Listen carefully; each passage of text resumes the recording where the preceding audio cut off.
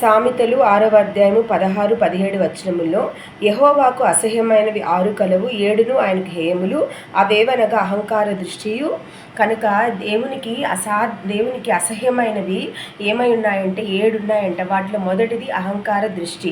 మరి అహంకారంతో మనము చూసే మన చూపులు కానీ, అహంకారంతో మనం మాట్లాడే మాటలు కానీ, అహంకారంతో గర్వించి మనం చేసే పనులు కానీ దేవునికి ఏమాత్రం ఇష్టం లేదని ఇక్కడ స్పష్టంగా వాక్యలేఖనం ద్వారా తెలియజేయడం అయింది. ఇంకా మనము సామెతలు 16వ అధ్యాయం 18వ వచనంలో చూసినప్పుడు, నాశనమునకు ముందు గర్వము నడుచును, పడిపోటుకు ముందు అహంకారమైన మనస్సు నడుచును. మనం పడిపోవడానికి సిద్ధంగా ఉన్నాము. మన జీవితంలో మనకి ఏదో కీడు జరగబోతుందంటే మనము నాశనానికి దగ్గరలో ఉన్నప్పుడు మనుషులు ఒక గర్వం, అహంకారం అనేది కూడా ఉంటుందని ఇక్కడే తెలుస్తుంది. కనుక గర్వం, అహంకారం పడుతున్నారంటే గర్వపు మనసుతో, అహంకారపు మనసుతో విచ్చలవిడిగా వాళ్ళకి ఇష్టం వచ్చినట్టు మాట్లాడటం, విచ్చలవిడైన క్రియలు చేస్తూ ఏమాత్రం ఎవరిని లెక్క చేయకుండా, పెద్ద చిన్న అని ఏమి లేకుండా గర్వంతో, అహంకారంతో విర్రవీగి మాట్లాడుతున్నారు, విర్రవీగి పనులు చేస్తున్నారంటే మరి త్వరలోనే వారు పడిపోవటానికి సిద్ధంగా ఉన్నారు, నాశనం అయిపోవడానికి సిద్ధంగా ఉన్నారని ఇక్కడ లేఖనాల్లో స్పష్టంగా తెలియజేయడం అయింది.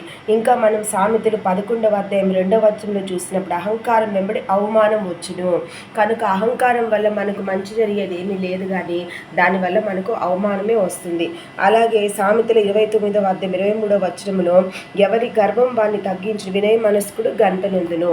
కనుక తను తాను తగ్గించుకొని వాడు హెచ్చింపబడును అన్నట్టు ఈ ఎవరైతే గర్విస్తారో, అహంకారంలో ఉంటారో వారు తగ్గింపబడతారే కానీ హెచ్చింపబడే స్థితి అనేది వాళ్ళకి ఉండదని చెప్తున్నారు. అలాగే యెషయా 2వ అధ్యాయం 12వ వచనములో, ప్రతిదానికి అహంకార అతిశయము గల ప్రతిదానికి, ఔన్నత్యము గల ప్రతిదానికి విమర్శించు దినం ఒకటి, సైన్యములకు అధిపతి యెహోవా సెలవిచ్చుచున్నాడు. కనుక కొంతమంది ఏమనుకుంటారంటే, ఇంకా మన సామెతలు 10:4లో చూసినప్పుడు, దుష్టులు పొగరెక్కి యెహోవా విచారణ చేయడను కొందరు. కనుక దుష్టులు ఏమనుకుంటారంటే, మరి గర్వంగా, అహంకారంగా మాట్లాడి గర్వ పనులు చేసేటప్పుడు దేవుడు ఎక్కడున్నాడులే, దేవుడు లేడని బుద్ధిహీనులు అనుకుంటూ వాళ్ళు విచ్చలవిడిగా ప్రవర్తించినప్పుడు మరొక రోజుకి తీర్పు అనేది ఉంటుందని అని వాళ్ళు ఏమాత్రం లెక్క చేయకుండా వాళ్ళు ఇష్టకొచ్చినట్టు గర్వంతో, అహంకారం ప్రవర్తిస్తారు. కానీ ప్రతి ఒక్కరికి తీర్పు ఉందని ఇక్కడ తెలియజేయడం అయింది. అలాగే సామెతలు 13:10లో, గర్వం వల్ల జగడమే పుట్టును. సో గర్వం వల్ల మనం గర్వంగా, అహంకారంగా ఇతరులతో మాట్లాడటం వల్ల వాళ్ళతో మనస్పర్ధలు వస్తాయి, మరి వారితో జగడమే పుడుతుంది, కానీ మనకు మంచి జరిగేది ఏమీ ఉండదు, సంధి అనేది అస్సలకే ఉండదన్నమాట. ఇంకా మనం చూసుకున్నప్పుడు సామెతలు 8:13లో, గర్వం, అహంకారం, దుర్మార్గత, కుటిలమైన మాటలు నాకు అసహ్యములు. కాబట్టి దేవుడు ఇక్కడ చెప్తున్నాడు, ఇటువంటి మాటలు, అహంకారమైన మాటలు, దుర్మార్గ మాటలు నాకు ఏమాత్రం ఇష్టం లేదు, నాకు అసహ్యము అని దేవుడు చెప్తున్నాడు. అస్సలకి దేవుడు ఇష్టపడటం లేదు. అలాగే సామెతలు 16వ అధ్యాయం 5వ వచనంలో, గర్భహృదయులందరూ యెహోవాకు హేయులు, నిశ్చయముగా వారు శిక్ష నొందుదురు. కాబట్టి దేవునికి ఇష్టం లేకపోవడమే కాకుండా శిక్ష కూడా నొందుతామంట. అహంకారము, గర్వంతో మనం ప్రవర్తించినప్పుడు ఒక రోజుకి తీర్పు ఉంది, మరి శిక్ష కూడా దేవుని దగ్గర మనకుంది.